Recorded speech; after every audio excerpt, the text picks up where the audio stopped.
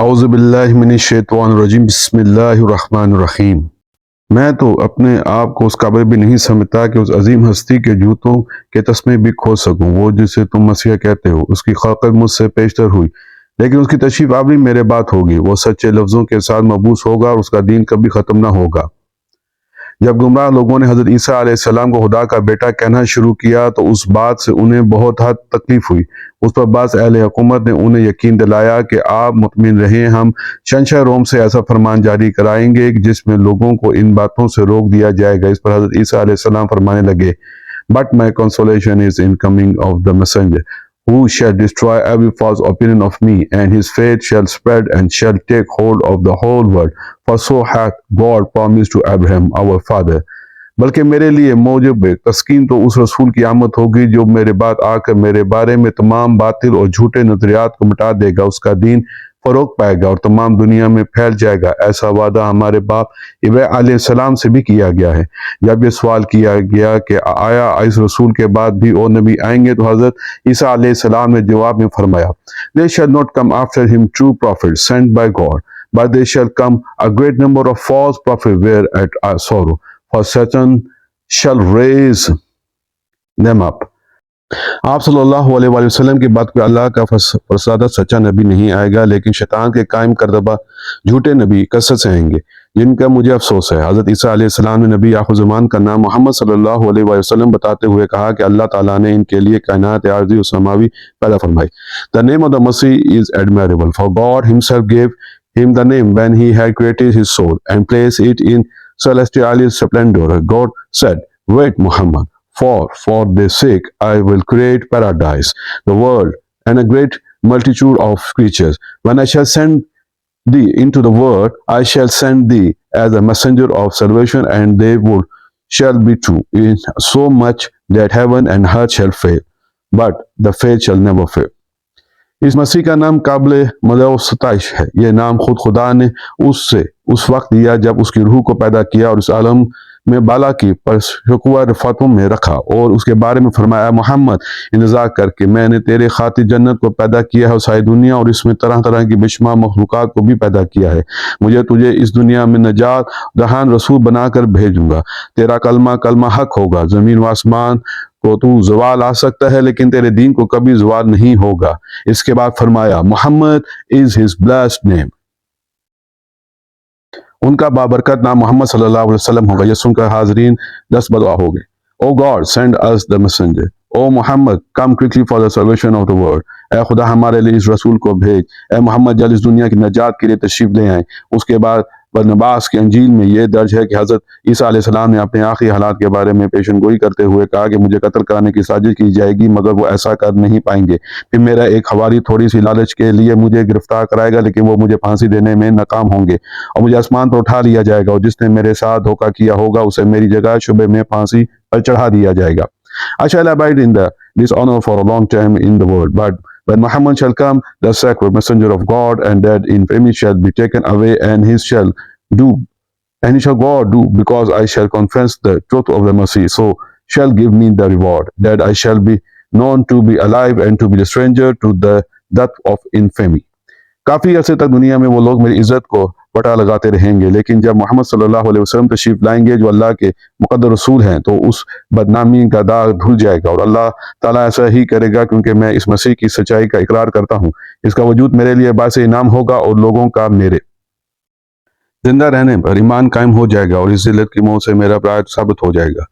تکمیل دین اور اتمام نعمت سے ختم نبوت پر استدلال۔ ارشاد باری تعالیٰ ہے، "آج ہم نے تمہارے لیے تمہارا دین مکمل کر دیا اور تم پر اپنی نعمت پوری کر دی، اور تمہارے لیے اسلام کو بطور دین یعنی مکمل نظام حیات کی حیثیت سے پسند کر لیا۔ اس آیت کریمہ میں دین اسلام کی حقانیت پر مہر تصدیق ثابت کر دی۔ اس کے نتیجے میں ملنے والی نعمت کی دائمیت نے حتمی طور پر کسی اور نبوت کے امکان کو یکسر رد کر دیا۔ یہاں دین سے مراد دین اسلام ہے، جبکہ نعمت سے مراد حضور نبی اکرم صلی اللہ علیہ وسلم کی ختم نبوت ہے۔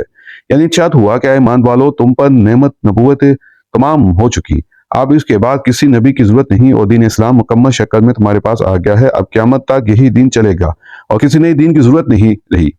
امام خازان اس آیت کریم کی تفسیر میں لکھتے ہیں، اس امت کے لیے تکمیل دین سے مراد یہ ہے کہ یہ دین نہ مٹے گا اور نہ منسوخ ہوگا اور اس کی شریعت قیامت تک باقی رہے گی۔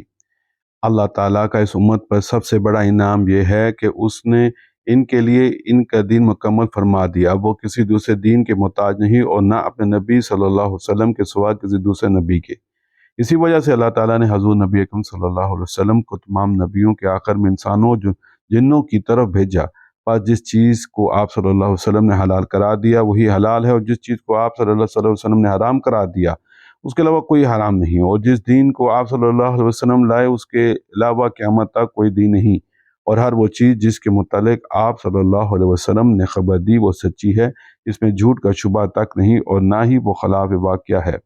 علامہ شوکانی لکھتے ہیں، ابن جریر اور ابن منظر بیان کرتے ہیں کہ اللہ نے اپنے نبی صلی اللہ علیہ وسلم اور ایمان والوں کو خبر دی کہ اللہ تعالیٰ نے ان کے ایمان یعنی دین کو مکمل کر دیا، بس اب کبھی بھی اس میں اضافے کی ضرورت نہیں، اور نعمت تمام کر دی، جو کبھی بھی کم نہ ہوگی، اسلام پر راضی ہو گیا، بس اب کبھی بھی ناراض نہ ہوگا۔ اب قیامت کا صرف نیابت محمدی صلی اللہ علیہ وسلم کا نظام چلے گا۔ انسانی ذہن میں یہ سوال پیدا ہو سکتا ہے کہ اب نئے نبی کی ضرورت کیوں نہیں، جبکہ پہلے ایسا ہوتا چلا آیا ہے۔ بنی اسرائیل میں اللہ تعالیٰ نے متعدد انبیاء مبعوث فرمائے، ایک نبی کی بعثت کے بعد اللہ تعالیٰ اور دوسرا نیا نبی مبعوث فرما دیتا۔ یہ سوال کہ امت مسلمہ میں حضور نبی اکرم صلی اللہ علیہ وسلم کے بعثت کے بعد اب نئے نبی کی ضرورت کیوں نہیں، اس کا ایک جواب تو اوپر گزر چکا کہ دین کی تکمیل کے بعد کسی نئے نبی کی ضرورت باقی نہ رہی۔ اس سوال کا دوسرا جواب یہ ہے کہ اللہ تعالیٰ نے انسانیت کی رشد و ہدایت کے لیے اور اپنے مقدس پیغام کو کائنات انسانی تک پہنچانے کے لیے وحی کا سلسلہ شروع فرمایا اور انبیاء کرام کو مختلف وقتوں میں مبعوث فرما کر ان پر اپنی وحی نازل کی۔ اللہ تعالیٰ نے بعضوں پر کتابیں اور بعضوں پر صحیفے اتارے اور بعضوں سے اللہ رب العزت اپنی شان کے مطابق ہم کلام ہوا۔ اس طرح اللہ کا پیغام بصورت وحی انبیاء علیہ السلام کی بعثت کے ذریعے نسل انسانی تک مختلف زمانوں مقاموں میں پہنچتا رہا تا آن کے حضور نبی اکرم صلی اللہ علیہ وسلم کے بعثت کا زمانہ آ گیا۔ جب حضور نبی اکرم صلی اللہ علیہ وسلم مبعوث ہوئے تو اللہ تعالیٰ نے آپ صلی اللہ علیہ وسلم کے بعثت کے بعد نبیوں کی بعثت کے نظام کو ہمیشہ کے لیے ختم کر کے خلافت و نیابت محمدی صلی اللہ علیہ وسلم کا حقیقی نظام قائم کر دیا۔ اب قیامت تک بلا انقطاع یہی نظام چلے گا۔ پیغمبر کے لیے پیغام الہی کا ہونا ضروری ہے۔ اوپر اٹھائے گئے سوال کا تیسرا جواب یہ ہے کہ نبی کا کام اللہ تعالیٰ کا دیا ہوا پیغام لوگوں تک پہنچانا ہوتا ہے، لہذا جو بھی نبوت و رسالت کا دعویٰ کرے اس کے پاس وحی کی صورت میں پیغام الہی کا ہونا ضروری ہے۔ اگر اس کے پاس پیغام ہی نہ ہو تو پھر اس کا کام پیغمبر ہونا یا ماندار ایسا ہونا امر محال ہے۔ ایک مثال سے اس کی وضاحت یوں ہوتی ہے، مثلا ایک شخص ہے جو تلاش معاش کے سلسلے میں پردیس میں رہتا ہے، اسے خبر ہوتی ہے کہ کوئی دوسرا شخص اس کے شہر جا رہا ہے، وہ اس کے ہاتھ اپنے گھر والوں کو اپنا مکمل حال احوال پیغام بھیج دیتا ہے۔ دوسرے دن کوئی اور شخص آ کر یہ کہتا ہے کہ میں نے تمہارے شہر جا رہا ہوں، کوئی پیغام ہو تو مجھے دو۔ اب وہ پیغام تو پہلے ہی بھیج چکا ہے، لہٰذا وہ کہے گا کہ پیغام تو کوئی نہیں، بس سب کو دعا سلام کہہ دینا۔ حضور نبی اکرم صلی اللہ علیہ وسلم کی آمد ہوئی تو نوع انسانی کے لیے اللہ کے پاس جو پیغام تھا اس نے وہ سارا آپ صلی اللہ علیہ وسلم کے ذریعے بھیج دیا۔ اللہ قرآن کریم میں خود فرما رہا ہے کہ میں نے تمہارا دین تمہارے لیے مکمل کر دیا، اپنا پیغام و ہدایت تمہارے پاس بھیج کر اپنی نعمت پوری کر دی۔ اب جبکہ اس نعمت میں کوئی کمی نہیں رہی، نعمت بھی پوری کر دی گئی اور پیغام بھی پورا بھیج دیا گیا، تو کسی نئے پیغام اور نئے پیغمبر کی ضرورت ہی نہ رہی۔ بقول حکیم الموت علامہ اقبال، نو انسان را پیام آخرین حامل اور رحمت العالمین۔ نسل انسانی کے پاس آخری پیغام حضور رحمت العالمین صلی اللہ علیہ وسلم کے ذریعے پہنچا دیا گیا، اور اب جب کہ حضور نبی اکرم صلی اللہ علیہ وسلم کی وساطت سے اللہ تعالیٰ کا سارا پیغام انسانیت تک پہنچ گیا، اگر کوئی شخص دعویٰ کرے کہ میں اللہ تعالیٰ کی طرف سے نبی ہوں تو اس کا مطلب یہ ہوا کہ حضور نبی اکرم صلی اللہ علیہ وآلہ وسلم کے قرآن کے ساتھ مبعوث ہونے کے بعد بھی کوئی پیغام انسانیت کے نام بھیجنا جانا باقی رہ گیا تھا جو حضور نبی اکرم صلی اللہ علیہ وسلم کو نہیں مل سکا، اور وہ پیغام اس مدعی نبوت کے ہاتھ بھیجنا پڑا۔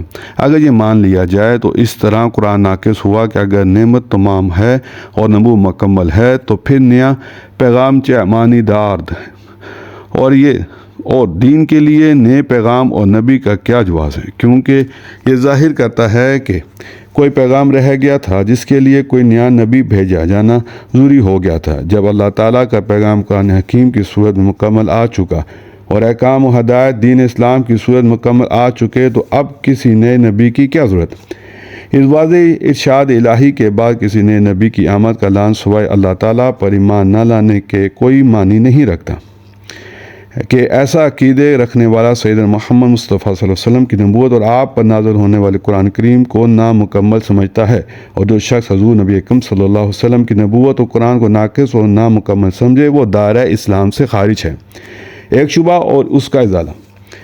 انسانی ذہن میں یہ شبہ پیدا ہو سکتا ہے کہ نبوت اور بعثت اللہ سبحانہ تعالیٰ کی ایک عظیم نعمت ہے۔ سابقہ پر یہ نعمت جاری رہی، مگر جب حضور نبی اکرم صلی اللہ علیہ وسلم کے بعثت ہوئی تو اللہ رب العزت نے اس نعمت کے بعد میں جاری رکھنے کی بجائے اس سلسلے ہی کو ختم فرما دیا۔ یہ معاذ امت کی اس عظیم نعمت سے محرومی کی مترادف ہے۔ یہ شبہ ایک بہت بڑی مغالطے کی پیداوار ہے کہ سلسلہ ختم نبوت ہونے سے نعمت ختم ہوگی۔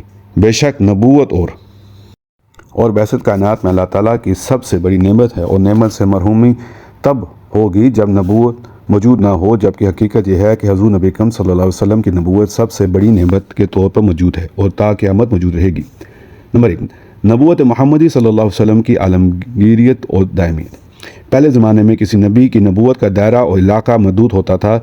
وہ کسی ایک شہر یا گاؤں کے لیے مبعوث ہوتا اور اس پر ایمان لانا صرف اسی علاقے کے رہنے والے لوگوں کے لیے ضروری ہوتا، لہذا اللہ تعالیٰ کا پیغام بھی اسی علاقے تک محدود رکھا جاتا، اور وہ علاقہ جو اس نبی کی حدود میں شامل نہ ہوتا وہاں کے لیے کسی اور نبی کی بعثت ناگزیر ہو جاتی۔ تاریخ انبیاء بتاتی ہے کہ ایک ہی وقت میں زمین پر اللہ تعالیٰ کے کئی نبی موجود ہوتے۔ ایک نبی کے وصال کے بعد دوسرا نبی آ جاتا اور نئے نبی کی بعثت سے قبل پہلے نبی کی نبوت کا زمانہ ختم ہو چکا ہوتا۔ گردش ماہ و سال کے نتیجے میں جب آقا دو جہاں صلی اللہ علیہ وسلم کا زمانہ آ گیا تو مشرق سے مغرب تک کی پوری کائنات اپنی بسیط زمانی و مکانی وسعتوں کے اعتبار سے لامحدود تھی، اور بے شمار علاقے و خطے ایک افق سے دوسرے افق تک سب کے لیے ایک ہی نبی اور پیغمبر حضرت محمد مصطفیٰ صلی اللہ علیہ وسلم مبعوث کر دیے گئے، جو بلا تفریق رنگ و نسل جملہ نوع انسانی کے ہادی اور رہبر کامل تھے، اور سب انسان ایک ہی نبوت کے سائے رحمت میں اس طرح جمع قرار دیے گئے کہ انسانیت کو کسی نئے نبی کی ضرورت سے مطلقاً بے نیازی کر دیا گیا۔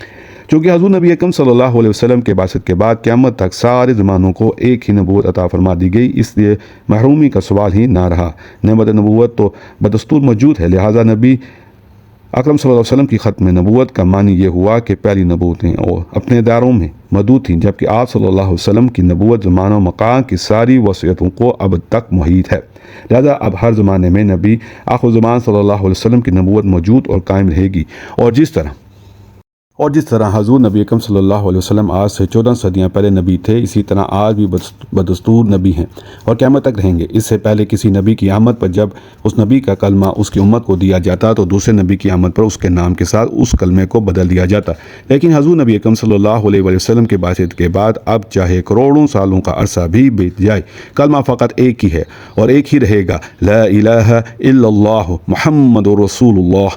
یہ کہنے کے بعد کہ اللہ کے سوا کوئی معبود نہیں، ساتھ ہی یہ بھی کہا جائے گا کہ محمد صلی اللہ علیہ وسلم کے سوا کوئی رسول نہیں۔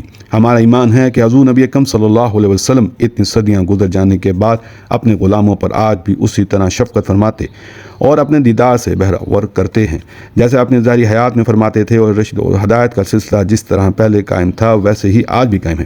اس لیے یہ بات حتمی و قطعی ہے کہ نبوت کی نعمت آج بھی باقی ہے۔ سلسلہ نبوت ختم ہونے کے بعد نبوت محمدی صلی اللہ علیہ وسلم کی نعمت جس طرح پہلے قائم تھی آج بھی قائم ہے، قیامت تک، بلکہ قیامت کے بعد بھی قائم رہے گی۔ ختم نبوت نعمت عظمہ ہے۔ ایک شبہ کا ازالہ۔ حضور نبی اکرم صلی اللہ علیہ وسلم کی آمد سے پہلے سابقہ انبیاء کے زمانے میں نئے نبی کی بعثت پر کچھ اس کو مانتے اور کچھ نہ مانتے۔ جو مان لیتے اور اس پر ایمان لے آتے وہ مومن، اور جو نئی نبی پر ایمان لانے سے انکار کر دیتے وہ کافر ہو جاتے۔ گویا پہلے نبی پر ایمان لانے والے مومن ہو کر بھی کافر ہو جاتے۔ بنی اسرائیل کے یہودی اور حضرت عیسیٰ علیہ السلام پر ایمان لانے والے اولاً و اصلاً مومن تھے، اور مدد مدید سے سرتاج نبوت حضور خاتم الانبیاء صلی اللہ علیہ وسلم کی آمد کے منتظر تھے۔ وہ اپنی کتابوں میں یہ پڑھتے چلے آئے تھے کہ اس نبی کا قیام کھجوروں والے شہر یثرب کی بستی میں ہوگا۔ چنانچہ وہ یہودی ہزاروں میلوں کی مسافت طے کر کے صرف حضور نبی اکرم صلی اللہ علیہ وسلم کے انتظار میں مدینہ آ کر آباد ہوئے گئے تھے۔ وہ اپنے نبی کی عطا کردہ بشارت پر کامل ایمان رکھتے تھے، لیکن جب حضور نبی اکرم صلی اللہ علیہ وآلہ وسلم اعلان نبوت کے بعد مکہ مکرمہ سے مدینہ منورہ تشریف لے آئے تو وہ یہودی جو پہلے مومن تھے اپنی بدبختی کے باعث حالات ایمان سے اس لیے باہر نکل گئے کہ انہوں نے حضور نبی اکرم صلی اللہ علیہ وسلم پر ایمان لانے سے انکار کر دیا۔ اس طرح وہ حضرت موسیٰ علیہ السلام کی نبوت پر ایمان لانے کے باوجود کافر ہو گئے۔ یہ ایک مسلم امر ہے کہ نبی کی آمد لوگوں کے لیے بہت بڑی آزمائش ہے کہ جب نیا نبی آ جائے تو اس پر ایمان لانا ضروری ہے اور ایمان نہ لانے والا کافر ہو جاتا ہے۔ یہودی عالم اور امت موسومی کے پڑھے لکھے لوگ آسمانی کتابوں میں حضور نبی اکرم صلی اللہ علیہ وسلم کے اوصاف اور علامات نبوت پڑھ کر پہلے ہی ایمان لا چکے تھے، لیکن نبوت خاندان بنو اسماعیل میں منتقل ہو جانے کے باعث ان کی اکثریت نے تعصب اور حسد کی بنا پر آپ صلی اللہ علیہ وسلم پر ایمان لانے سے انکار کر دیا، اور اس انکار کے باعث ان پر بدبختی مسلط ہوگی اور وہ کافر ہو گئے، حالانکہ وہ حضور نبی اکرم صلی اللہ علیہ وسلم کے علامتوں کا وہ بخوبی جانتے اور پہچانتے تھے۔ اللہ تعالیٰ کا فضل و کرم امت مسلمہ کے شامل حال ہوا اور اس نے سیدنا محمد مصطفیٰ صلی اللہ علیہ وسلم کے بعثت پر ایمان کو اس کا مقدر بنا دیا۔ اگر خدا نخواست امت مسلمہ کو ختم نبوت کی نعمت عطا نہ ہوتی اور اجر نبوت کا سلسلہ جاری رہتا اور مختلف زمانوں میں نبی آتے رہتے، تو اگر کوئی سچا نبی اپنی نبوت کا دعویٰ کرتا اور کوئی جھوٹے لوگ بھی اعلان نبوت کرتے تو کوئی سچے نبی کو مانتا اور کوئی جھوٹے کو۔ اس طرح جھوٹے کو ماننے والے کا ایمان بھی غلط ہو جاتا اور سچے نبی کو نہ ماننے والے کا ایمان بھی برباد ہو جاتا۔ ہم تو اتنا سادہ لہو ہیں کہ نبی کی پہچان تو درکنار کھرے کھوٹے کی پہچان بھی نہیں کر سکتے۔ کتنے نام نہاد رہبر و رہنما لوگوں کو گمراہ کرتے رہتے ہیں۔ دھوکے کا سلسلہ جاری ہے، لوگ دھوکے پر دھوکہ کھائے جاتے ہیں۔ اس عاقبت نہ اندیش قوم کو اگر ایمان کی آزمائش میں ڈالا دیا جاتا تو خدا جانے وہ اصلی و جعلی نبیوں کو پہچان کرتے کرتے کس حال میں مبتلا ہو جاتی۔